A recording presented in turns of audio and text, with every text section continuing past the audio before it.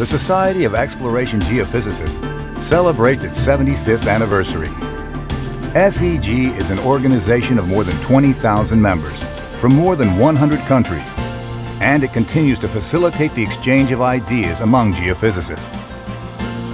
Join us as we celebrate the birth, the evolution, the expansion, and the continuing promise of the remarkable and unique science of geophysics and the international society that has nurtured its growth.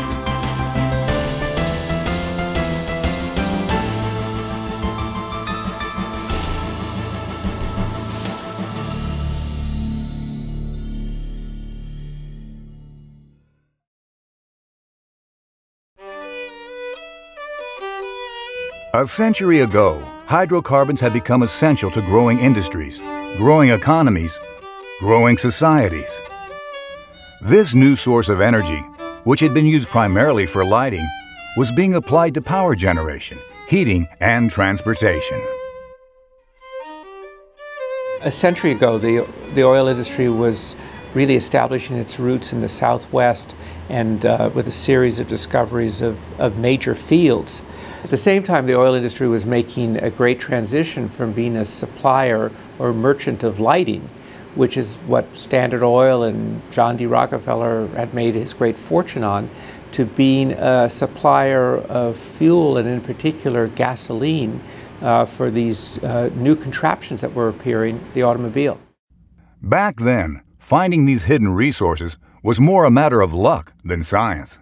The earliest oil discoveries were made by oil seeps, where the oil was actually seeping out of the ground. And then they discovered that these seeps often occurred around hills and so on.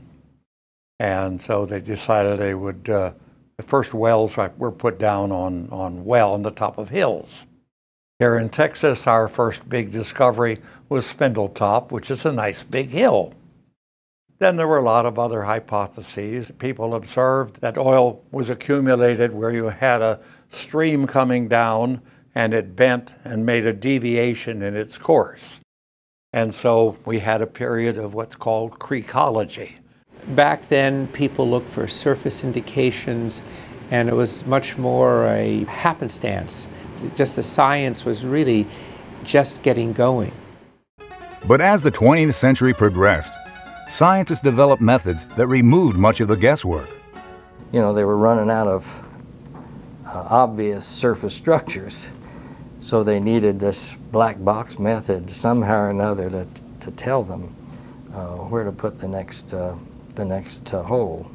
In the early days, it was a matter, I think, of what can we do to get this better picture of the subsurface so we can more intelligently conduct our search for this commodity, this oil and gas commodity that we need to progress our industrialized civilization. By merging the principles of physics with studies of geology and applying them together to the search for energy, a new science was born: exploration geophysics.